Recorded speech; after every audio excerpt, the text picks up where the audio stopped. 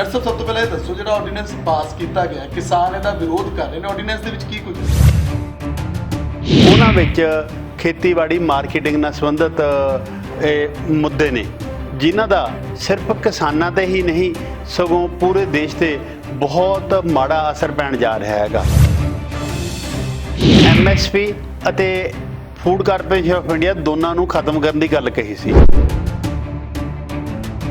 ਦੋ major food grains ਕਣਕ ਅਤੇ ਚੌਲ ਖਰੀਦੇ ਜਾਂਦੇ ਨੇ ਪਰ ਜੇ ਉਹ ਵੀ ਜਾਂਦੀ ਰਹੀ ਫਿਰ ਤਾਂ ਵਪਾਰੀਆਂ ਲਈ ਸਿੱਧੀ ਲੁੱਟ ਆ ਜੂਗੀ। ਜਿਹੜੀ ਆਪਣੀ ਸਥਾਨਕ ਮੰਡੀ ਹੁੰਦੀ ਹੈ ਜੇ ਫਸਲ ਫਾਲਤੂ ਹੋਵੇ ਉਹਦੇ ਵਿੱਚ ਲਿਜਾਣ ਲਈ ਵੀ ਆਪਦਾ ਟਰੈਕਟਰ ਟਰਾਲੀ ਨਹੀਂ ਹੁੰਦਾ, ਉਹ ਕਿਰਾਏ ਦਾ ਟਰੈਕਟਰ ਟਰਾਲੀ ਕਰਦੇ ਨੇ। ਕੇਂਦਰ ਸਰਕਾਰ ਨੂੰ 1960 ਨੂੰ ਚੇਤੇ ਰੱਖਣਾ ਚਾਹੀਦਾ ਜਦ ਅਸੀਂ ਬਾਹਰਲੇ ਦੇਸ਼ਾਂ ਤੋਂ ਅਨਾਜ ਮੰਗਵਾਉਣ ਲਈ ਠੋਕ ਦਾ ਸਾਹਮਣਾ ਕਰ ਰਹੇ ਸੀ। सत श्री अकाल जी D5 चैनल पंजाबी देख रहे सारे दर्शकों का स्वागत है। मैं हाँ सुखविंदर सिंह। पिछले दिनी केंद्रीय कैबिनेट ने एक फैसला किया जिस ऑर्डीनेंस पास किए गए किसानों के वलों इन्हां ऑर्डीनेंस का विरोध किया जा रहा है। झोने के घट्टो घट्ट समर्थन मुल के केंद्र सरकार कहती है कि असीं किसानों के हित में फैसला लैके किसानों को इसका लाहा हो सकता है वो असीं फैसला लिया। प्रधानमंत्री मोदी साहब इस गल के बारे कहते हैं पर किसान जथेबंदियां ते किसान इसका विरोध करते हैं कि यह साडे नाल जिहड़ा कोझा मजाक है। आखिरकार ऑर्डीनेंस दे विच किहड़े फैसले लए गए ने इस सब के बारे असीं गलबात करांगे। खेतीबाड़ी विग्यानी डॉक्टर ज्ञान सिंह होरां दे नाल साडे नाल मौजूद ने। डॉक्टर साहब तुहाडा स्वागत है D5 चैनल। शुक्रिया जी। डॉक्टर साहब सब तो पहले दसो जो ऑर्डीनेंस पास किया गया किसान इसका विरोध कर रहे हैं ऑर्डीनेंस दे विच की कुछ सुखविंदर जी गल ये है कि ये दो मीटिंग हुई केंद्रीय कैबिनेट दियाँ, एक ऑर्डीनेंस वाली एक उस तो पहला मिनिमम सपोर्ट प्राइस दी। आप ऑर्डीनेंस तो शुरू कर लें।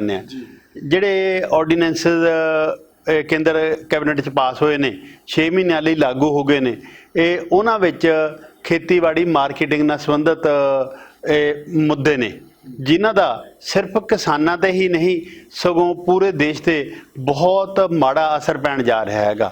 ਤੇ ਉਹ ਚ ਪਹਿਲੀ ਗੱਲ ਹੈਗੀ ਜਿਹੜੀ ਐਗਰੀਕਲਚਰ ਪ੍ਰੋਡਕਟਸ ਦੀ ਖਰੀਦ ਵੇਚ ਹੈ ਉਹ ਰੈਗੂਲੇਟਡ ਮਾਰਕੀਟਸ ਦੇ ਬਾਹਰ ਹੋ ਸਕੂਗੀ। ਜੇ ਰੈਗੂਲੇਟਡ ਮਾਰਕੀਟ ਦੇ ਬਾਹਰ ਹੋ ਸਕੂਗੀ ਇੱਥੇ ਕਈ ਇਹਦੀਆਂ ਇੰਪਲੀਕੇਸ਼ਨਸ ਨੇ। ਪਹਿਲੀ ਗੱਲ ਇਹ ਹੈਗੀ ਕਿ ਜਿਹੜੀ ਐਗਰੀਕਲਚਰ ਮਾਰਕੀਟ ਕਮੇਟੀ ਜਾਂ ਐਗਰੀਕਲਚਰ ਮਾਰਕੀਟਿੰਗ ਬੋਰਡ ਨੂੰ ਆਮਦਨ ਹੁੰਦੀ ਸੀ ਉਹ ਆਮਦਨ ਜਾਂਦੀ ਰਹੂ ਸਟੇਟਾਂ ਦੀ ਤੇ ਉਹ ਪੈਸਾ ਸਟੇਟਾਂ ਦੇ ਦਿਹਾਤੀ ਵਿਕਾਸ ਕੰਮਾਂ 'ਚ ਲੱਗਦਾ ਸੀ। ਜਿਵੇਂ ਪੰਜਾਬ 'ਚ ਰੂਰਲ ਏਰੀਆ ਲਿੰਕ ਰੋਡਸ ਨੇ ਉਹ ਐਗਰੀਕਲਚਰ ਮਾਰਕੀਟਿੰਗ ਬੋਰਡ ਮੇਨਟੇਨ ਕਰਦਾ ਹੈਗਾ। ਇਸ ਤਰ੍ਹਾਂ ਦੇ ਹੋਰ ਕੰਮ ਇਸ ਲਈ ਜੇ ਉਹ ਆਮਦਨ ਘਟੂਗੀ ਤਾਂ ਉਹ ਪ੍ਰੋਬਲਮ ਹੋ ਕਿਉਂਕਿ ਐਗਰੀਕਲਚਰ ਮਾਰਕੀਟਿੰਗ ਕਮੇਟੀ ਦਾ ਕਮਿਸ਼ਨ ਜਾਊ ਉਹਦੇ ਵਿੱਚੋਂ। ਦੂਜੀ ਗੱਲ ਹੈ ਇੱਕ ਸ਼ਾਂਤਾਰਾਮ ਕਮੇਟੀ ਦੀ ਰਿਪੋਰਟ ਪਾਰਲੀਮੈਂਟ 'ਚ ਪੇਸ਼ ਕੀਤੀ ਗਈ ਸੀ ਜਿਸ 'ਚ ਉਹਨਾਂ ਨੇ MSP ਅਤੇ ਫੂਡ ਕਾਰਪੋਰੇਸ਼ਨ ਆਫ ਇੰਡੀਆ ਦੋਨਾਂ ਨੂੰ ਖਤਮ ਕਰਨ ਦੀ ਗੱਲ ਕਹੀ ਸੀ। ਜੇ MSP ਖਤਮ ਹੁੰਦੀ ਹੈ ਤੇ ਫੂਡ ਕਾਰਪੋਰੇਸ਼ਨ ਆਫ ਇੰਡੀਆ ਖਤਮ ਹੁੰਦੀ ਹੈ ਤਾਂ ਇਹਦੀਆਂ ਇੰਪਲੀਕੇਸ਼ਨਸ ਇਹ ਕਿਸਾਨਾਂ ਲਈ ਅਤੇ ਆਮ ਖਪਤਕਾਰ ਲਈ ਮਾੜੀਆਂ ਹੋਣਗੀਆਂ। MSP ਦੇ ਬਾਰੇ ਬਹੁਤ ਜ਼ਿਆਦਾ ਆਲੋਚਨਾ ਕਿਸਾਨ ਜਥੇਬੰਦੀਆਂ ਜਾਂ ਕੁਝ ਰਾਜਸੀ ਪਾਰਟੀਆਂ ਕਰਦੇ ਆ ਰਹੇ ਨੇ ਪਰ ਉਹਦੇ ਬਾਵਜੂਦ ਵੀ ਇੱਕ ਘੱਟੋ ਘੱਟ ਸਮਰਥਨ ਮੁੱਲ ਹੈ ਜਿਹਦੇ ਤੇ ਕੁਝ ਸਟੇਟਾਂ 'ਚ ਦੋ ਮੇਜਰ ਫੂਡ ਗ੍ਰੇਨਸ ਕਣਕ ਅਤੇ ਚੌਲ ਖਰੀਦੇ ਜਾਂਦੇ ਨੇ ਪਰ ਜੇ ਉਹ ਵੀ ਜਾਂਦੀ ਰਹੀ ਫਿਰ ਤਾਂ ਵਪਾਰੀਆਂ ਲਈ ਸਿੱਧੀ ਲੁੱਟ ਆ ਜੂਗੀ। ਤੁਸੀਂ ਇਹ ਦੇਖੋ ਜਿੱਥੇ ਮਿਨੀਮਮ ਸਪੋਰਟ ਪ੍ਰਾਈਸ ਤੇ ਪ੍ਰੋਡਕਟ ਨਹੀਂ ਖਰੀਦੇ ਜਾਂਦੇ ਅੱਜ ਕੱਲ੍ਹ ਸਬਜ਼ੀਆਂ ਦੀ ਹਾਲਤ ਦੇਖ ਲਓ। ਜਿਹੜੀਆਂ ਹਰੀਆਂ ਮਿਰਚਾਂ ਨੇ ਉਹ ਮਾਰਕੀਟ ਦੇ ਵਿੱਚ ਉਹਨਾਂ ਦੀ ਤੁੜਵਾਈ ਨਾਲੋਂ ਸਸਤੀਆਂ ਵਿਕ ਰਹੀਆਂ ਨੇ। ਬਾਕੀ ਕੋਸਟ ਦਾ ਉਤਪਾਦਨ ਦੀ ਇੱਕ ਪਾਸੇ ਰਹਿ ਗਈ ਤੁੜਾਈ ਨਾਲ ਵੀ ਸਸਤੀਆਂ ਵਿਕ ਰਹੀਆਂ ਨੇ ਤੇ ਬਾਕੀ ਸਬਜ਼ੀਆਂ ਦੀ ਹਾਲਤ ਵੀ ਆ ਕਰੋਨਾ ਵਾਇਰਸ ਦੇ ਲੋਕ ਕੀ ਹੈ ਜਾਂ ਉਸ ਤੋਂ ਬਿਨਾਂ ਜਿੱਥੇ MSP ਤੇ ਕਾਟਨ ਕਪਾਹ ਨਰਮਾ ਨਹੀਂ ਖਰੀਦਿਆ ਜਾਂਦਾ ਸੂਰਜਮੁਖੀ ਨਹੀਂ ਖਰੀਦੀ ਜਾਂਦੀ ਹੋਰ ਜਿਹੜੀਆਂ ਚੀਜ਼ਾਂ ਦੀ MSP ਅਨਾਉਂਸ ਵੀ ਕੀਤੀ ਜਾਂਦੀ ਨਹੀਂ ਖਰੀਦੀ ਜਾਂਦੀਆਂ ਉੱਥੇ ਕਿਸਾਨਾਂ ਦੀ ਸ਼ਰੇਆਮ ਲੁੱਟ ਹੁੰਦੀ ਹੈਗੀ। ਇਸ ਲਈ ਜੇ MSP ਖਤਮ ਹੋ ਗਈ ਤਾਂ ਉਹਨਾਂ ਦੀ ਲੁੱਟ ਹੋਊਗੀ। ਜੇ ਫੂਡ ਕਾਰਪੋਰੇਸ਼ਨ ਆਫ ਇੰਡੀਆ ਖਤਮ ਕਰਤੀ ਤਾਂ central pool of food grain ਦਾ ਕੀ ਬਣੂਗਾ। ਜਿਹੜਾ ਫੂਡ ਸਿਕਿਉਰਿਟੀ ਐਕਟ ਪਾਰਲੀਮੈਂਟ 'ਚ ਪਾਸ ਕੀਤਾ ਹੈ ਜਿਹਦੇ ਨਾਲ 67% ਹਿੰਦੁਸਤਾਨੀਆਂ ਨੂੰ ਅਨਾਜ ਦੀ ਸੁਰੱਖਿਆ ਦਾ ਇੱਕ ਯਤਨ ਕੀਤਾ ਹੋਇਆ ਤੇ ਉਹ ਘੱਟੋ ਘੱਟ ਉਹਨਾਂ ਨੂੰ ਕੁਛ ਅਨਾਜ ਮਿਲਦਾ ਹੈਗਾ ਉਹ ਤੋਂ ਵੀ ਉਹ ਵਿਰਵੇ ਹੋ ਜਾਣਗੇ। ਇਸ ਲਈ ਜਿਹੜੇ ਇਹ ਐਗਰੀਕਲਚਰ ਮਾਰਕੀਟਿੰਗ ਦੇ ਵਿੱਚ ਇਹ ਹੈ ਕਿ ਵਪਾਰੀ ਸਿੱਧੇ ਖਰੀਦ ਸਕਣਗੇ, ਕਿਸਾਨ ਸਿੱਧੇ ਵੇਚ ਸਕਣਗੇ। ਉੱਥੇ ਦਲੀਲ ਦਿੱਤੀ ਜਾਂਦੀ ਹੈ ਕਿ ਕਿਸਾਨਾਂ ਦੀ ਆਮਦਨ ਇਹਦੇ ਨਾਲ ਵਧੂਗੀ। ਪਰ ਇੱਕ ਸਮਝ ਤੋਂ ਗੱਲ ਬਾਹਰ ਹੈ ਕਿ ਭਾਰਤ ਦੇ 85% ਤੋਂ ਵੱਧ ਕਿਸਾਨ ਤਾਂ ਉਹ ਨੇ ਜਿਨ੍ਹਾਂ ਨੂੰ ਅਸੀਂ ਸਮਾਂਤ ਜਾਂ ਛੋਟੇ ਕਿਸਾਨ ਕਹਿੰਦੇ ਹਾਂ, ਜਿਨ੍ਹਾਂ ਕੋਲ ਵੱਧ ਤੋਂ ਵੱਧ 5 ਏਕੜ ਤੱਕ ਜ਼ਮੀਨ ਹੈ ਜਾਂ ਉਸ ਤੋਂ ਘੱਟ ਜ਼ਮੀਨ ਹੈ। ਉਹਨਾਂ 'ਚੋਂ ਬਹੁਤ ਸਾਰੇ ਕਿਸਾਨ ਇਹੋ ਜਿਹੇ ਨੇ ਜਿਨ੍ਹਾਂ ਕੋਲ ਮੰਡੀ 'ਚ ਲਿਜਾਣ ਲਈ, ਵੇਚਣ ਲਈ ਬਹੁਤ ਘੱਟ ਹੈ। ਤੇ ਮਤਲਬ ਕਿ ਉਹ ਆਪਣੀ ਜਿਹੜੀ ਫਸਲ ਹੈ, ਮਾੜੀ ਮੋਟੀ ਫਸਲ ਹੁੰਦੀ, ਉਹ ਦੂਜੇ ਸੂਬੇ ਵਿੱਚ ਕਿਵੇਂ ਲੈ ਕੇ ਜਾਣ? ਨਹੀਂ, ਉਹਨਾਂ ਕੋਲ ਤਾਂ ਜਿਹੜੀ ਆਪਦੀ ਸਥਾਨਕ ਮੰਡੀ ਹੁੰਦੀ ਹੈ, ਜੇ ਫਸਲ ਫਾਲਤੂ ਹੋਵੇ ਉਹਦੇ ਵਿੱਚ ਲਿਜਾਣ ਲਈ ਵੀ ਆਪਦਾ ਟਰੈਕਟਰ ਟਰਾਲੀ ਨਹੀਂ ਹੁੰਦਾ, ਉਹ ਕਿਰਾਏ ਦਾ ਟਰੈਕਟਰ ਟਰਾਲੀ ਕਰਦੇ ਨੇ ਜਾਂ ਕਿਰਾਏ ਦਾ ਕੋਈ ਹੋਰ ਸਾਧਨ ਕਰਦੇ ਨੇ। ਉਹ ਦੂਜੇ ਸੂਬਿਆਂ 'ਚ ਕਿਵੇਂ ਮਿਲ ਜਾਣਗੇ? ਇੱਕ ਵਾਰੀ 1995 'ਚ ਵਰਲਡ ਟ੍ਰੇਡ ਆਰਗੇਨਾਈਜੇਸ਼ਨ ਦੇ ਜਦੋਂ ਇੰਡੀਆ ਨੇ ਸਾਈਨ ਕੀਤੇ ਤਾਂ ਵੀ ਇਸ ਤਰ੍ਹਾਂ ਦੀ ਦਲੀਲ ਦਿੱਤੀ ਗਈ ਸੀ ਕਿ ਸਾਡੇ ਭਾਰਤ ਦੇ ਕਿਸਾਨ ਬਾਹਰਲੇ ਦੇਸ਼ਾਂ ਨੂੰ ਐਕਸਪੋਰਟ ਕਰਿਆ ਕਰਨਗੇ ਤੇ ਮਾਲਾ ਮਾਲ ਹੋਣਗੇ। ਤੇ ਜਦੋਂ ਕਿ ਇੰਪੋਰਟ ਐਕਸਪੋਰਟ ਜਿਹੜੀ ਹੈਗੀ ਐਗਰੀਕਲਚਰ ਕਮੋਡਿਟੀ ਦੀ, ਉਹ ਤਾਂ ਵੱਡੀਆਂ ਕਾਰਪੋਰੇਸ਼ਨ ਜਾਂ ਮਲਟੀਨੈਸ਼ਨਲ ਕਾਰਪੋਰੇਸ਼ਨ ਕਰਦੀਆਂ ਨੇ। ਇਹ ਸਾਡੇ ਵਾਲੇ ਛੋਟੇ ਕਿਸਾਨ ਇਹ ਉੱਥੇ ਕਿੱਥੇ ਖੜਨੇ ਆ? ਤੇ ਉਹ ਇਤਿਹਾਸ ਨੇ ਸਿੱਧ ਕਰਤਾ 95 ਤੋਂ ਲੈ ਕੇ ਹੁਣ ਤੱਕ ਦੇ 25 ਸਾਲਾਂ ਨੇ ਕਿ ਸਾਡੇ ਕਿਸਾਨ ਤਾਂ ਉੱਥੇ ਕਿੱਥੇ, ਉੱਥੇ ਵੱਡੀਆਂ ਕਾਰਪੋਰੇਸ਼ਨਾਂ ਦੀ ਲੁੱਟ ਚੱਲਦੀ ਹੈ ਜਾਂ ਉਹਦੇ ਕਾਰਟਲ ਚੱਲਦੇ ਨੇ। ਇਸ ਲਈ ਜਿਹੜੀ ਇਹ ਦਲੀਲ ਦਿੱਤੀ ਜਾਂਦੀ ਹੈ, ਇਹ ਤਾਂ ਮਿਨੀਮਮ ਸਪੋਰਟ ਪ੍ਰਾਈਸ ਤੋਂ ਭੱਜਣ ਦੀ ਗੱਲ, ਫੂਡ ਕਾਰਪੋਰੇਸ਼ਨ ਆਫ ਇੰਡੀਆ ਨੂੰ ਖਤਮ ਕਰਨ ਦੀ ਗੱਲ ਅਤੇ ਖਪਤਕਾਰਾਂ ਲਈ ਫੂਡ ਸਿਕਿਉਰਿਟੀ ਐਕਟ ਖਤਮ ਕਰਨ ਦੀ ਗੱਲ ਹੈਗੀ। ਤੇ ਦੂਜੀ ਗੱਲ ਜਿਹੜੀ ਹੈ ਨਾ ਆਰਡੀਨੈਂਸ 'ਚ ਆਉਂਦੀ ਹੈ, ਉਹ ਹੈ ਕਿ ਕਿਸਾਨਾਂ ਨੂੰ ਸ਼ਾਬਾਸ਼ ਦਿੱਤੀ ਜਾ ਰਹੀ ਹੈ ਕਿ ਤੁਸੀਂ ਇਹੋ ਜਿਹੀਆਂ ਫਸਲਾਂ ਲਾਓ, ਪ੍ਰਾਈਵੇਟ ਕੰਸਰਨ ਆਉਣਗੇ, ਉਹ ਤੁਹਾਡੀਆਂ ਫਸਲਾਂ ਖਰੀਦਣਗੇ, ਤੁਹਾਨੂੰ ਫਿਊਚਰ ਦੇ ਵਿੱਚ ਪ੍ਰਾਈਸ ਦੀ ਗਰੰਟੀ ਹੋਊਗੀ। ਉਹਦਾ ਭਾਵ ਹੈ ਕਿ ਪਹਿਲਾਂ ਕੰਟਰੈਕਟ ਹੋ ਜਾਊਗਾ, ਫਿਰ ਜਿਹੜਾ ਹੈਗਾ ਉਹਦੇ 'ਤੇ ਉਹ ਜਿਹੜੀਆਂ ਕੰਪਨੀਜ਼ ਨੇ ਉਹਨੂੰ ਖਰੀਦਣਗੀਆਂ, ਆਮ ਤੌਰ 'ਤੇ ਐਗਰੋ ਬੇਸਡ ਕੰਪਨੀਜ਼ ਹੈਗੀਆਂ। ਤੇ ਜੇ ਇਹਦਾ ਵੀ ਇਤਿਹਾਸ ਦੇਖੀਏ, ਜਿਵੇਂ ਪੈਪਸੀਕੋ ਹੈ ਜਾਂ ਇਸ ਤਰ੍ਹਾਂ ਦੇ ਹੋਰ ਐਗਰੋ ਪ੍ਰੋਸੈਸਿੰਗ ਯੂਨਿਟ ਨੇ, ਉਹ ਕੰਟਰੈਕਟ ਤਾਂ ਪਹਿਲਾਂ ਵੀ ਹੋਏ ਨੇ। ਉਹਦੇ ਵਿੱਚ ਟਰਮਸ ਐਂਡ ਕੰਡੀਸ਼ਨਸ ਬਰੀਕ ਜਿਹੀਆਂ ਕਰਕੇ ਇਸ ਤਰ੍ਹਾਂ ਲਿਖੀਆਂ ਹੁੰਦੀਆਂ ਨੇ ਕਿ ਉਹ 'ਚ ਜੇ ਮਾਰਕੀਟ ਦੇ ਵਿੱਚ ਪੂਰਤੀ ਘਟ ਗਈ, ਐਗਰੀਕਲਚਰ ਪ੍ਰੋਡਕਟਸ ਦੀਆਂ ਪ੍ਰਾਈਸਿਸ ਬਹੁਤ ਵੱਧ ਗਈਆਂ, ਤਾਂ ਇਹ ਕੰਪਨੀਆਂ ਆਪਣੇ ਸਿਕਿਉਰਿਟੀ ਪਰਸੋਨਲ ਲਾ ਕੇ ਧੱਕੇ ਨਾਲ ਉੱਥੋਂ ਕਿਸਾਨ ਦੇ ਖੇਤ 'ਚੋਂ ਆਪਦਾ ਮਾਲ ਸਾਰਾ ਚੱਕ ਲਿਆਉਂਦੇ ਨੇ। ਜਿਸ ਸਾਲ ਪੂਰਤੀ ਵੱਧ ਜਾਂਦੀ ਹੈ ਉਸ ਸਾਲ ਕੀਮਤਾਂ ਮਾਰਕੀਟ ਦੀਆਂ ਥੱਲੇ ਆਉਂਦੀਆਂ ਨੇ। ਫਿਰ ਇੱਕ ਬਹਾਨੇ ਜਾਂ ਦੂਜੇ ਬਹਾਨੇ, ਜਿਵੇਂ ਆਲੂ ਦੀ ਐਗਜ਼ਾਮਪਲ ਮੈਂ ਲਵਾਂ ਕਿ ਕਹਿੰਦੇ ਜੇ ਸ਼ੂਗਰ ਜ਼ਿਆਦਾ ਹੈ, ਇਹ ਜੇ ਧਾਨ ਦੀ ਫਸਲ ਦੀ ਗੱਲ ਲਵਾਂ ਡਿਸਕਲਰਿੰਗ ਹੈਗੀ, ਇਸ ਤਰ੍ਹਾਂ ਦੇ ਹੋਰ ਬਹਾਨੇ ਬਣਾ ਕੇ ਫਿਰ ਉਹਨੂੰ ਛੱਡ ਵੀ ਦਿੰਦੇ ਨੇ। ਇਸ ਲਈ ਇਹ ਕੰਟਰੈਕਟ ਫਾਰਮਿੰਗ ਹੈ ਜਿਹਦਾ ਤਜਰਬਾ ਪਹਿਲਾਂ ਜਿਹੜਾ ਹੈਗਾ ਉਹ ਬਹੁਤ ਡਿਸਕਰੇਜਿੰਗ ਹੈ ਤੇ ਕਿਸਾਨਾਂ ਦੇ ਖਿਲਾਫ ਹੈ। ਇਹ ਜਿਹੜੀ ਸਭ ਤੋਂ ਵੱਧ ਖਤਰੇ ਵਾਲੀ ਗੱਲ ਹੈ ਉਹ ਹੈਗੀ ਇਹਦੇ ਵਿੱਚ ਜਿਹੜੀ ਤੀਜੀ ਗੱਲ ਹੈ ਉਹ ਹੈ ਐਸੈਂਸ਼ੀਅਲ ਕਮੋਡਿਟੀਜ਼ ਐਕਟ 1955 ਨੂੰ ਖਤਮ ਕਰਨਾ।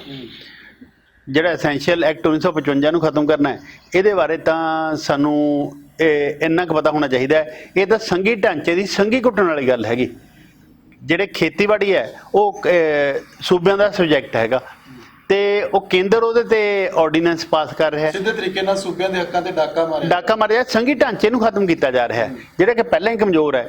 ਇੱਥੋਂ ਤੱਕ ਕਿ ਜਿਹੜੀਆਂ ਪਾਰਟੀਆਂ ਸੰਘੀ ਢਾਂਚੇ ਦੀ ਵਕਾਲਤ ਕਰਦੀਆਂ ਸੀ, ਸੰਘਰਸ਼ ਕਰਦੀਆਂ ਸੀ ਤੇ ਅਨੰਦਪੁਰ ਸਾਹਿਬ ਦੇ ਮਤੇ ਦੀ ਗੱਲ ਕਰਦੀਆਂ ਸੀ ਸੰਘੀ ਢਾਂਚੇ ਬਾਰੇ, ਉਹ ਤਾਂ ਜਿਹੜਾ ਹੈਗਾ ਹੁਣ ਵਾਲੇ ਆਰਡੀਨੈਂਸ ਹੈ ਉਹਦੇ ਵਿੱਚ ਸਿਗਨੇਟਰੀ ਦੇ ਵਿੱਚ ਪਾਰਟੀ ਨੇ, ਹੈ ਨਾ। ਇਸ ਲਈ ਸੰਘੀ ਢਾਂਚੇ ਨੂੰ ਖਤਮ ਕਰਨ ਦੀ ਗੱਲ ਹੈਗੀ। ਪਰ ਜੇ ਐਸੈਂਸ਼ੀਅਲ ਕਮੋਡਿਟੀਜ਼ ਐਕਟ ਨੂੰ ਨਰਮ ਕਰਨ ਦੀ ਗੱਲ ਹੈ ਕਿ ਪੂਰੀ ਤਰ੍ਹਾਂ ਖਤਮ ਕਰਨ ਦੀ ਨਹੀਂ, ਜੇ ਪਰ ਉਹ ਖਤਮ ਕਰਨ ਵਰਗਾ ਹੋਊਗਾ ਜੇ ਉਹ ਹੋ ਜਾਂਦਾ ਹੈ, ਇਹਦੇ ਨਾਲ ਕਿਸਾਨਾਂ ਨੂੰ ਵੀ ਨੁਕਸਾਨ ਹੋਊਗਾ, ਇਹਦੇ ਨਾਲ ਖਪਤਕਾਰਾਂ ਨੂੰ ਵੀ ਨੁਕਸਾਨ ਹੋਊਗਾ, ਇਹਦੇ ਨਾਲ ਦੇਸ਼ ਨੂੰ ਵੀ ਨੁਕਸਾਨ ਹੋਊਗਾ।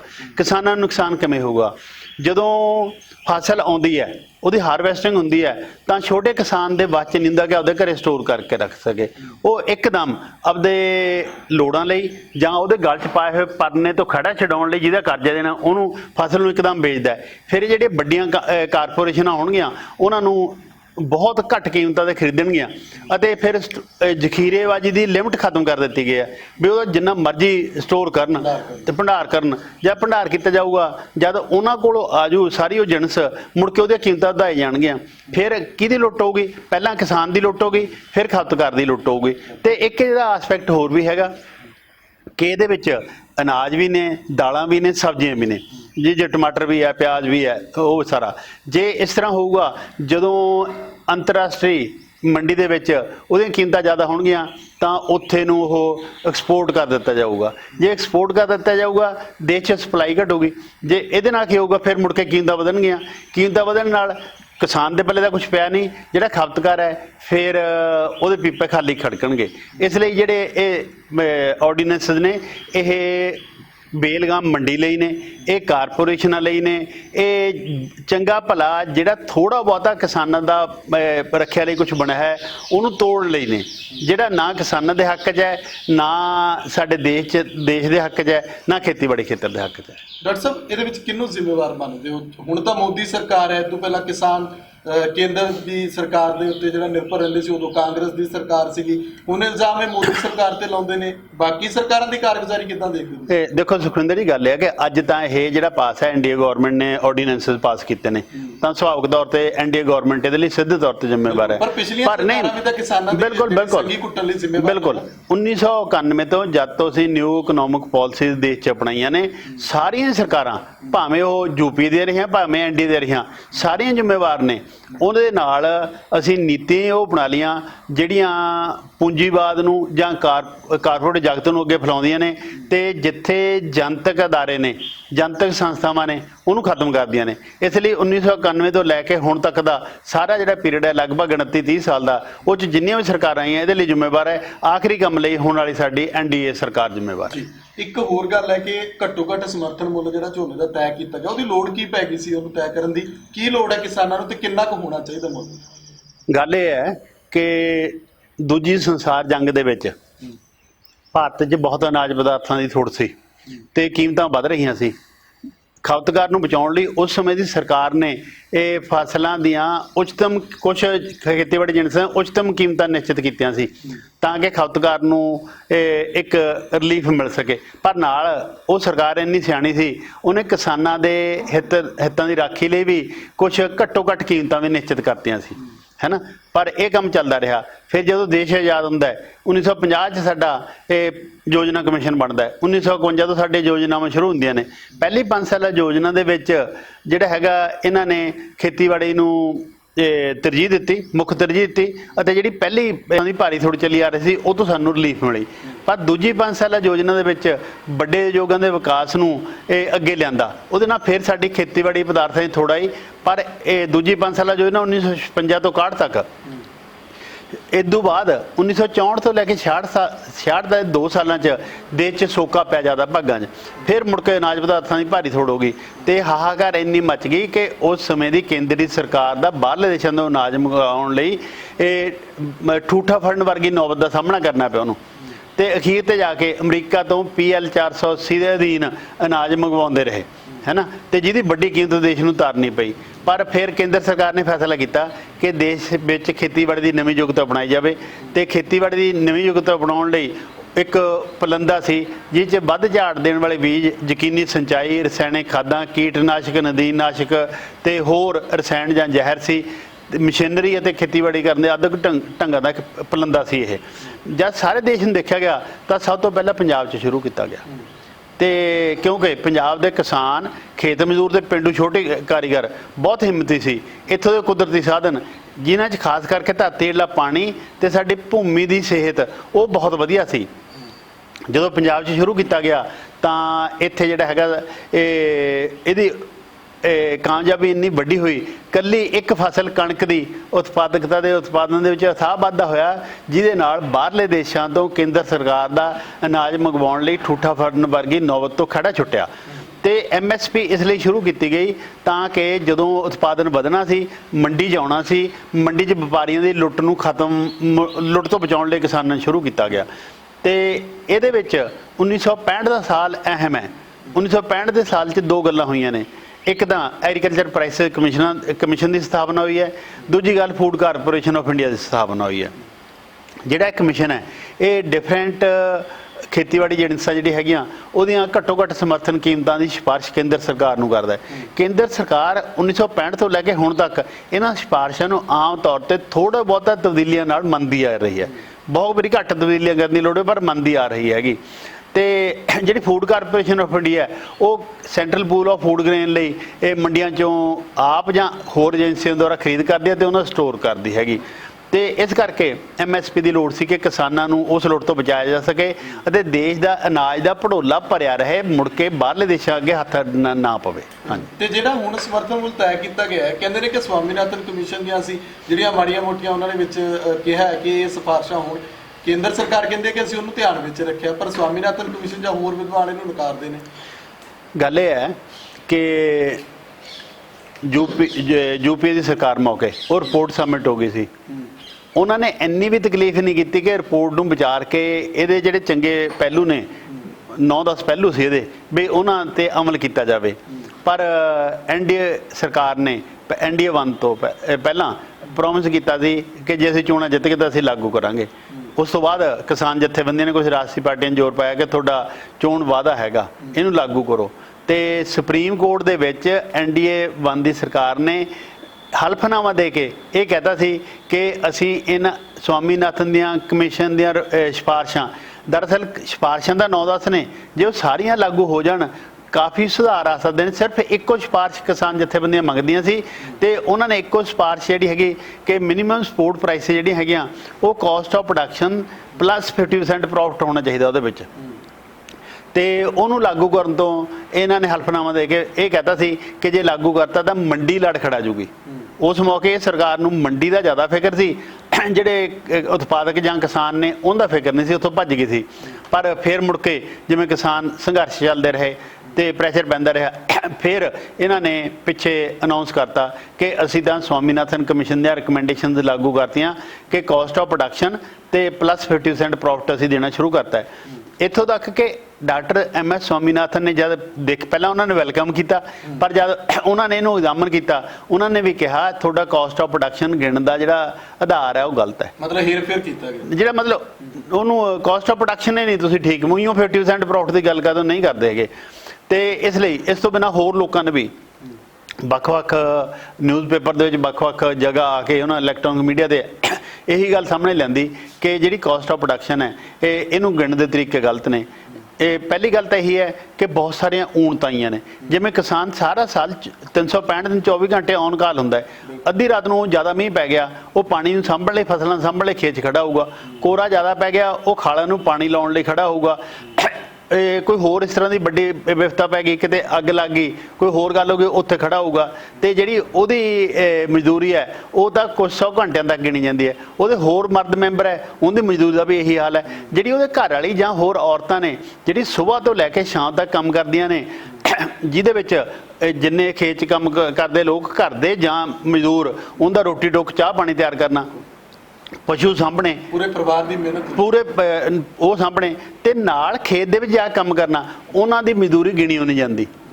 ਤੇ ਜਿਹੜੀ ਮਸ਼ੀਨਰੀ ਘਸਦੀ ਹੈ, ਖੇਤੀਬਾੜੀ ਬਿਲਡਿੰਗਾਂ ਘਸਦੀਆਂ ਨੇ, ਉਹ ਘਟਾ ਕੇ ਦੇਖਿਆ ਜਾਂਦਾ ਹੈ। ਤੇ ਜਿਹੜਾ ਜ਼ਮੀਨ ਦਾ ਠੇਕਾ ਹੈ ਉਹਨੂੰ ਬਹੁਤ ਹੀ ਘਟਾ ਕੇ ਅੰਕਿਆ ਜਾਂਦਾ ਹੈ ਤੇ ਕੁਛ ਸੂਬਿਆਂ 'ਚ ਤਾਂ ਇੱਕ ਤਿਹਾਈ ਤੋਂ ਘੱਟ ਗਿਣਿਆ ਜਾਂਦਾ ਹੈ। ਇੱਕ ਜਿਹੜੀ ਸਭ ਤੋਂ ਵੱਡੀ ਇਹਦੀ ਲਿਮਿਟੇਸ਼ਨ ਹੈ ਉਹ ਹੈ ਕਿ ਜਿਸ ਤਰ੍ਹਾਂ ਦੀ ਵੀ ਉਤਪਾਦਨ ਲਾਗਤ ਗਿਣੀ ਜਾਂਦੀ ਹੈ, ਆਲ ਇੰਡੀਆ ਲੈਵਲ ਤੇ ਉਹਦੀ ਐਵਰੇਜ ਲਈ ਜਾਂਦੀ ਹੈ। ਉਹ ਉੱਚ ਉਤਪਾਦਨ ਵਾਲੇ ਸੂਬੇ ਜਿਵੇਂ ਅਸੀਂ ਆ ਪੰਜਾਬ, ਇਹਨਾਂ ਨਾਲ ਵੱਡਾ ਬੇਇਨਸਾਫੀ ਹੈ। ਮੰਨ ਲਓ ਸਾਰੇ ਦੇਸ਼ ਦੀ ਐਵਰੇਜ ਲੈ ਲਈ ਤਾਂ ਪੰਜਾਬ ਦੀ ਹਾਈਐਸਟ ਕਾਸਟ ਆਫ ਪ੍ਰੋਡਕਸ਼ਨ ਹੈ, ਇਹ ਲੋਐਸਟ ਕਾਸਟ ਆਫ ਪ੍ਰੋਡਕਸ਼ਨ ਵਾਲੇ ਹੈਗੇ, ਦੂਜੇ ਹੈਗੇ, ਜਾਂ ਐਵਰੇਜ ਲਵਾਂਗੇ ਥੱਲੇ ਆ ਜੂਗੀ। ਜੇ ਉਹਦੇ ਤੇ ਇਮਾਨਦਾਰੀ ਨਾਲ 50% ਦੇ ਦੇਣ ਤਾਂ ਪੰਜਾਬ ਨੂੰ ਤਾਂ ਫਿਰ ਘੱਟ ਰਹੂਗਾ, ਜੇ ਪੰਜਾਬ ਦੇ ਕਿਸਾਨਾਂ ਨੂੰ ਤਾਂ ਫਿਰ ਘੱਟ ਰਹੂਗਾ। ਇਸ ਲਈ ਜਿਹੜਾ ਇਹ ਗੱਲ ਹੈਗੀ ਕਿ ਸਵਾਮੀਨਾਥਨ ਕਮਿਸ਼ਨ ਦੀ ਰਿਕਮੈਂਡੇਸ਼ਨ ਮੰਨ ਲਈ, ਪਹਿਲੀ ਗੱਲ ਤਾਂ ਮੰਨੀ ਨਹੀਂ ਹੈਗੀ, ਠੀਕ ਮੰਨਿਆ ਜਿਹੜੀ ਕਾਸਟ ਦਾ ਬੇਸ ਲੈਣਾ ਸੀ ਉਹ ਲਿਆ ਨਹੀਂ, ਜੇ ਲੈ ਵੀ ਲਿਆ ਜਾਵੇ ਤਾਂ ਹੁਣ ਵਾਲੀ ਘਾਟੇ ਵਾਲੀ ਖੇਤੀ ਨਫੇ 'ਚ ਹੋ ਜੂਗੀ। ਦਰਅਸਲ ਜਦੋਂ ਇਹ ਆਰਡੀਨੈਂਸ ਲਾਗੂ ਹੁੰਦੇ ਨੇ, ਜਦੋਂ ਸਮਰਥਨ ਮੁੱਲ ਵਗੈਰਾ ਤੈਅ ਹੁੰਦੇ ਨੇ, ਉਦੋਂ ਕਿਹੜੀਆਂ ਚੀਜ਼ਾਂ ਨੂੰ ਵਿਚਾਰਿਆ ਜਾਂਦਾ ਹੈ? ਇਹ ਮੈਂ ਇੱਕ ਮਿੰਟ ਲਈ ਉਹ ਗੱਲ ਪੂਰੀ ਕਰਦਾ, ਜੇ ਉਹ ਰਿਕਮੈਂਡੇਸ਼ਨ ਲਾਗੂ ਵੀ ਕਰ ਲਈ ਜਾਵੇ ਤਾਂ ਹੁਣ ਵਾਲੀ ਖੇਤੀ ਜਿਹੜੀ ਘਾਟੇ 'ਚ ਉਹ ਨਫੇ ਵਾਲੀ ਹੋ ਜੂਗੀ। ਪਰ ਜਿਹੜੀ ਇੱਕ ਵੱਡੀ ਗੱਲ ਹੈ ਉਹ ਇਹ ਹੈ ਕਿ ਇਹਦੇ ਨਾਲ ਕਿਸਾਨਾਂ ਦੀ ਸਮੱਸਿਆਵਾਂ ਨਹੀਂ ਖਤਮ ਹੋਣੀਆਂ, ਕਿਉਂਕਿ 85% ਕਿਸਾਨ ਸਾਡੇ ਦੇਸ਼ ਦੇ ਉਹ ਨੇ ਜਿਨ੍ਹਾਂ ਕੋਲ ਮੰਡੀ 'ਚ ਲਿਜਾਣ ਲਈ ਉਹ ਘੱਟ ਹੈ। ਇਸ ਤੋਂ ਬਿਨਾਂ 2 ਵਰਗ ਹੋਰ ਨੇ ਜਿਹੜੇ ਖੇਤ ਮਜ਼ਦੂਰ ਤੇ ਪਿੰਡੂ ਛੋਟੇ ਕਾਰੀਗਰ, ਉਹਨਾਂ ਕੋਲ ਤਾਂ ਆਪਦੀ ਲੇਬਰ ਵੇਚਣ ਤੋਂ ਬਚਾਇਆ ਕੁਝ ਹੋਰ ਹੈ ਹੀ ਨਹੀਂ। ਇਸ ਲਈ ਸਾਰਿਆਂ ਨੂੰ ਇਨਸਾਫ ਦੇਣ ਲਈ ਤਾਂ ਸਰਕਾਰ ਨੂੰ ਉਹਨਾਂ ਦੀ ਘੱਟੋ ਘੱਟ ਆਮਦਨ ਯਕੀਨੀ ਬਣਾਉਣੀ ਪਊਗੀ।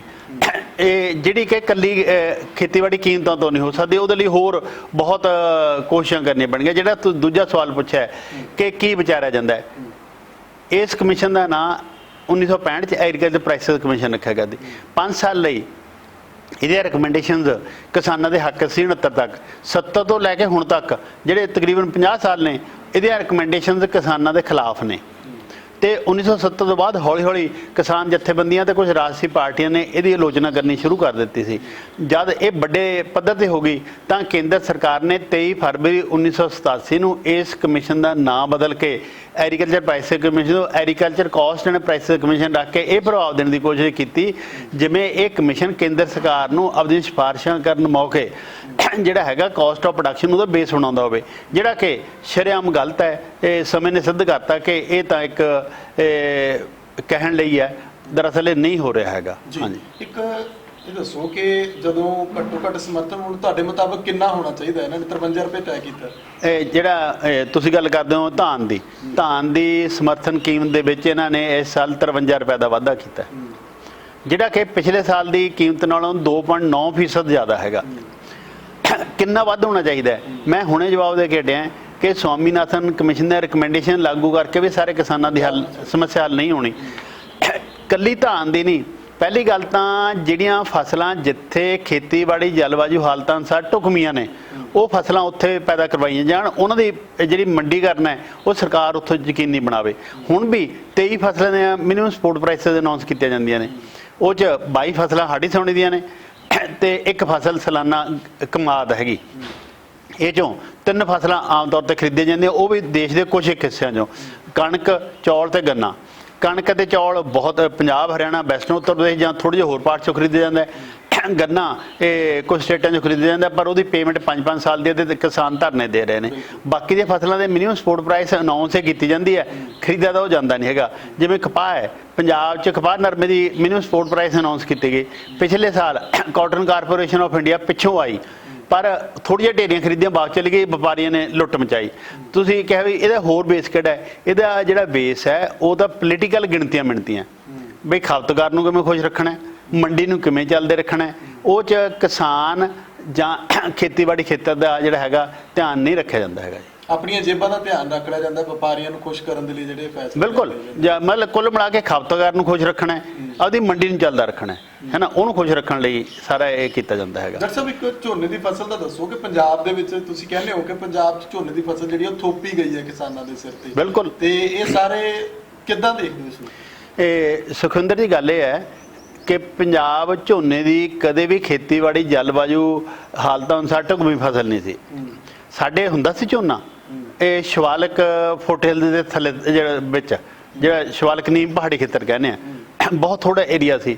ਤੇ ਜਦੋਂ ਦੇਸ਼ ਦੇ ਵਿੱਚ ਖੇਤੀਬਾੜੀ ਦੀ ਨਵੀਂ ਯੁਗਤਾ ਬਣਾਈ ਗਈ ਤਾਂ ਸਭ ਤੋਂ ਪਹਿਲਾਂ, ਜਿਸ ਤਰ੍ਹਾਂ ਮੈਂ ਪਹਿਲਾਂ ਦੱਸਿਆ ਕਿ ਪੰਜਾਬ ਦੇ ਸ਼ੁਰੂ ਕੀਤੇ ਗਏ, ਉਹਦੇ ਵਿੱਚ ਇਹ ਸਭ ਤੋਂ ਪਹਿਲਾਂ ਕਣਕ ਤੋਂ ਸ਼ੁਰੂ ਕੀਤਾ ਗਿਆ। ਕਣਕ 'ਚ ਜਿਹੜੀ ਕਾਮਯਾਬੀ ਮਿਲੀ ਉਹ ਇੰਨੀ ਸ਼ਾਨਦਾਰ ਸੀ ਕਿ ਕੇਂਦਰ ਸਰਕਾਰ ਨੇ ਮਿਨੀਮਮ ਸਪੋਰਟ ਪ੍ਰਾਈਸ ਦੀ ਪਾਲਿਸੀ ਥਰੂ 1973 ਤੋਂ ਜਿਹੜੀ ਇਹ ਫਸਲ ਹੈ ਪੰਜਾਬ ਦੇ ਸਿਰ ਮੜਤੀ। ਮੜਨ ਤੋਂ ਭਾਵ ਹੈ ਕਿ ਸਾਉਣੀ ਦੀਆਂ ਹੋਰ ਫਸਲਾਂ ਦੇ ਮੁਕਾਬਲੇ ਇਸ ਧਾਨ ਦੀ ਜਿਹੜੀ ਫਸਲ ਹੈ, ਜਾਂ ਝੋਨਾ ਜਾਂ ਧਾਨ ਜਾਂ ਜੀਰੀ ਕਹਿੰਦੇ ਪੰਜਾਬ ਦੇ ਵੱਖ-ਵੱਖ ਹਿੱਸਿਆਂ 'ਚ, ਇਹਦੀ ਕੀਮਤ ਵੱਧ ਰੱਖੀ ਗਈ। ਤੇ ਨਾਲ ਇੱਕ ਹੋਰ ਗੱਲ ਵੱਡੀ ਕੀਤੀ ਗਈ, ਇਹਦਾ ਖਰੀਦਣਾ ਮੰਡੀਆਂ 'ਚ ਯਕੀਨੀ ਬਣਾਇਆ, ਜਿਹੜਾ ਅੱਜ ਤੱਕ ਚੱਲਦਾ ਹੈਗਾ। ਇਸ ਲਈ ਕਿਸਾਨ ਚਾਹੁੰਦੇ ਹੋਏ ਵੀ ਇਸ ਫਸਲ ਤੋਂ ਪਰੇ ਨਹੀਂ ਜਾ ਸਕਦੇ। ਜਿੱਥੇ ਕਦੇ ਇਸ ਫਸਲ ਤੋਂ ਪਰੇ ਗਏ ਨੇ ਫਸਲੀ ਬਨਸਵੰਤਾ ਦੇ ਲਈ, ਫਸਲੀ ਵਿਭਿੰਨਤਾ ਜਾਂ ਬਨਸਵੰਤਾ ਲਈ, ਉੱਥੇ ਮਾਰਕੀਟ 'ਚ ਉਹਨਾਂ ਦੀ ਦੁਰਦਸ਼ਾ ਹੋਈ ਹੈ। ਜਿਹੜੇ ਕਿਸਾਨ ਸਬਜ਼ੀਆਂ ਬੀਜਦੇ ਨੇ ਜਾਂ ਕਣਕ ਝੋਨੇ ਤੋਂ ਪਰੇ ਗਏ ਨੇ, ਉਹਨਾਂ ਦੀ ਹਾਲਤ ਤੁਸੀਂ ਦੇਖ ਲਓ, ਕੁੱਲ ਮਿਲਾ ਕੇ ਥੱਲੇ ਹੀ ਆਏ ਹੈਗੇ। ਹਾਂਜੀ, ਬਿਲਕੁਲ। ਸੋ ਡਾਕਟਰ ਸਾਹਿਬ, ਬਹੁਤ ਬਹੁਤ ਸ਼ੁਕਰੀਆ। ਤੁਸੀਂ ਕੀ ਮੰਨਦੇ ਹੋ, ਅਖੀਰ ਦੇ ਵਿੱਚ ਇਹ ਦੱਸੋ ਕਿ ਕਿਸਾਨਾਂ ਦਾ ਹੱਲ ਆਖਿਰ ਦੇ ਵਿੱਚ ਕੀ ਹੋ ਸਕਦਾ ਹੈ ਕਿ ਕਿਸਾਨ ਜਿਹੜੇ ਨੇ ਖੁਦਕੁਸ਼ੀਆਂ ਨਾ ਕਰਨ ਤੇ ਕੇਂਦਰ ਸਰਕਾਰ ਇਹਨਾਂ ਮਤਲਬ ਕਿ ਕਿਸਾਨਾਂ ਦੀਆਂ ਉਹ ਮੰਗਾਂ ਮੰਨ ਲੈਣ ਜਿਹਦੇ ਨਾਲ ਕਿਸਾਨਾਂ ਦਾ ਭਲਾ ਹੋ ਸਕੇ? ਮੈਨੂੰ ਇਹ ਲੱਗਦਾ ਹੈ ਕਿ ਕੇਂਦਰ ਸਰਕਾਰ ਨੂੰ 1960 ਨੂੰ ਚੇਤੇ ਰੱਖਣਾ ਚਾਹੀਦਾ, ਜਦ ਅਸੀਂ ਬਾਹਰਲੇ ਦੇਸ਼ਾਂ ਤੋਂ ਅਨਾਜ ਮੰਗਵਾਉਣ ਲਈ ਠੋਕ ਦਾ ਸਾਹਮਣਾ ਕਰ ਰਹੇ ਸੀ। ਉਹਨੂੰ ਧਿਆਨ 'ਚ ਰੱਖਦੇ ਇਕੱਲਾ ਕਿਸਾਨਾਂ ਦਾ ਨਹੀਂ, ਇਹ ਕਿਸਾਨਾਂ ਦੇ ਆਮ ਲੋਕਾਂ ਦੇ ਦੇਸ਼ ਦੇ ਵਿੱਚ ਹਿੱਤ ਵਿੱਚ ਹੋਊਗਾ ਕਿ ਅਸੀਂ ਸਹਿਕਾਰੀ ਖੇਤੀ ਵੱਲ ਨੂੰ ਵਧੀਏ। ਸਾਡੇ ਆਪਦੇ ਸੂਬੇ ਪੰਜਾਬ 'ਚ ਦਲਿਤ ਮਜ਼ਦੂਰਾਂ ਨੇ ਇਹ ਸਿੱਧ ਕਰਤਾ ਹੈ ਕਿ ਸਹਿਕਾਰੀ ਖੇਤੀ ਸਾਡੀ ਰਾਹ ਦਸੇਰੀ ਹੈ, ਕਿ ਸਾਨੂੰ ਜਿਹੜੀ ਪੰਚਾਇਤੀ ਜ਼ਮੀਨਾਂ ਸਾਡੀ ਸਰਕਾਰ ਲੈ ਕੇ ਪੰਚਾਇਤਾਂ ਤੋਂ ਯੋਗਦਾਨ ਦੇਣ ਜਾ ਰਹੀ ਹੈ ਉਹ ਤੋਂ ਗੁਰੇਜ਼ ਕਰਨਾ ਚਾਹੀਦਾ ਹੈ ਤੇ ਜਿਹੜਾ ਸਹਿਕਾਰੀ ਖੇਤੀ ਹੈ ਉਧਰ ਆਉਣਾ ਚਾਹੀਦਾ ਹੈ ਤੇ ਨਾਲ ਜਿਹੜੇ ਸਾਡੇ ਕਿਸਾਨ ਖੇਤ ਮਜ਼ਦੂਰ ਦੇ ਪਿੰਡੂ ਛੋਟੇ ਕਾਰੀਗਰ ਹੈ ਉਹਨਾਂ ਦੀ ਘੱਟੋ ਘੱਟ ਆਮਦਨ ਇਸ ਪੱਧਰ ਤੇ ਜ਼ਰੂਰ ਕਰ ਦੇਣੀ ਚਾਹੀਦੀ ਹੈ ਕਿ ਉਹ ਜ਼ਿੰਦਗੀ ਦੀਆਂ ਮੁੱਢਲੀਆਂ 7 ਲੋੜਾਂ ਰੋਟੀ ਕੱਪੜਾ ਮਕਾਨ ਸਿੱਖਿਆ ਸਿਹਤ ਸੰਭਾਲ ਸਾਫ਼ ਵਾਤਾਵਰਨ ਤੇ ਸਮਾਜਿਕ ਸੁਰੱਖਿਆ ਸਤਿਕਾਰਯੋਗ ਢੰਗ ਨਾਲ ਪੂਰੀਆਂ ਕਰ ਸਕਣ। ਸਾਨੂੰ ਕਾਰਪੋਰੇਟ ਖੇਤੀ ਵੱਲ ਮੂੰਹ ਵੀ ਨਹੀਂ ਕਰਨਾ ਚਾਹੀਦਾ ਕਿਉਂਕਿ ਕਾਰਪੋਰੇਟ ਖੇਤੀ ਕਰਨ ਨਾਲ ਮੁੜ ਕੇ ਅਨਾਜ ਪਦਾਰਥਾਂ ਦੀ ਥੋੜ੍ਹਾ ਸਾਹਮਣਾ ਕਰਨਾ ਪਊਗਾ ਤੇ ਜਿਹੜੇ ਕਾਰਪੋਰੇਸ਼ਨਾਂ ਹੋਣਗੀਆਂ ਜਿਹੜੀ ਖੇਤੀ ਕਰਨਗੀਆਂ ਉਹ ਸਾਡੇ ਦੇਸ਼ ਦਾ ਖਿਆਲ ਨਹੀਂ ਰੱਖਣਗੀਆਂ, ਉਹ ਕੌਮਾਂਤਰੀ ਮੰਡੀ ਦਾ ਖਿਆਲ ਰੱਖਣਗੀਆਂ, ਨਫਿਆਂ ਦਾ ਖਿਆਲ ਰੱਖਣਗੀਆਂ। ਇਸ ਲਈ ਕੁੱਲ ਮਿਲਾ ਕੇ ਹੈ ਕਿ ਸਾਨੂੰ ਕਿਸਾਨਾਂ ਖੇਤ ਮਜ਼ਦੂਰਾਂ ਪਿੰਡੂ ਕਾਰੀਗਰਾਂ ਦੇ ਹੱਕ ਵਾਲੀ ਖੇਤੀ ਕਰਨੀ ਪਊਗੀ, ਲੋਕ ਪੱਖੀ ਖੇਤੀ ਕਰਨੀ ਪਊਗੀ, ਕੁਦਰਤ ਪੱਖੀ ਖੇਤੀ ਕਰਨੀ ਪਊਗੀ। ਡਾਕਟਰ ਸਾਹਿਬ ਬਹੁਤ ਬਹੁਤ ਸ਼ੁਕਰੀਆ ਸਾਡੇ ਨਾਲ ਗੱਲਬਾਤ ਕਰਨ ਦੇ ਲਈ। ਤੁਹਾਡਾ ਸ਼ੁਕਰੀਆ ਜੀ। ਸੋ ਸਾਡੇ ਨਾਲ ਮੌਜੂਦ ਸਨ ਡਾਕਟਰ ਗਿਆਨ ਸਿੰਘ ਖੇਤੀਬਾੜੀ ਅਰਥ ਵਿਗਿਆਨੀ ਜਿਨ੍ਹਾਂ ਨੇ ਬੜੇ ਵਿਸਥਾਰ ਦੇ ਨਾਲ ਦੱਸਿਆ ਕਿ ਕਿਵੇਂ ਕੇਂਦਰ ਸਰਕਾਰ ਜਿਹੜੀ ਹੈ ਉਹ ਕਿਸਾਨਾਂ ਦਾ ਸੂਬਿਆਂ ਦੇ ਜਿਹੜੇ ਅਧਿਕਾਰ ਖੋਹ ਕੇ ਆਪਣੇ ਅੰਦਰ ਲੈ ਕੇ ਤੇ ਸੂਬਿਆਂ ਦੇ ਅਧਿਕਾਰਾਂ ਤੇ ਡਾਕਾ ਮਾਰ ਰਹੀ ਹੈ ਜਿਸ ਦੇ ਕਾਰਨ ਕਿਸਾਨ ਜਿਹੜੇ ਉਹ ਖੁਦਕੁਸ਼ੀਆਂ ਦੇ ਰਾਹ ਪੈਂਦੇ ਨੇ। ਸੋ ਕੇਂਦਰ ਸਰਕਾਰ ਨੂੰ ਚਾਹੀਦਾ ਕਿ ਉਹ ਕਿਸਾਨਾਂ ਦੇ ਹੱਕਾਂ ਵਿੱਚ ਫੈਸਲਾ ਲਵੇ ਤੇ ਅਗਲੇ ਸਮੇਂ ਦੇ ਵਿੱਚ ਅਸੀਂ ਹੋਰ ਪ੍ਰੋਗਰਾਮ ਜਿਹੜੇ ਨੇ ਖੇਤੀਬਾੜੀ ਨੂੰ ਲੈ ਕੇ ਤੁਹਾਡੇ ਰੂਬਰੂ ਹੁੰਦੇ ਰਹਾਂਗੇ। ਸਾਨੂੰ ਇਜਾਜ਼ਤ ਦਿਓ। ਤੁਸੀਂ ਆਪਣੇ ਸਵਾਲ ਜਿਹੜਾ ਉਹ ਕਮੈਂਟ ਕਰਕੇ ਸਾਡੇ ਇਸ ਪ੍ਰੋਗਰਾਮ ਦੇ ਜ਼ਰੀਏ ਸਾਡੇ ਤੱਕ ਪਹੁੰਚਾ ਸਕਦੇ ਹੋ। ਸਾਡੇ ਚੈਨਲ D5 ਚੈਨਲ ਪੰਜਾਬੀ ਨੂੰ ਸਬਸਕ੍ਰਾਈਬ ਕਰੋ। ਧੰਨਵਾਦ। D5 ਚੈਨਲ ਪੰਜਾਬੀ ਹੁਣੇ ਸਬਸਕ੍ਰਾਈਬ ਕਰੋ, ਬੈਲ ਆਈਕਨ ਤੇ ਕਲਿੱਕ ਕਰੋ।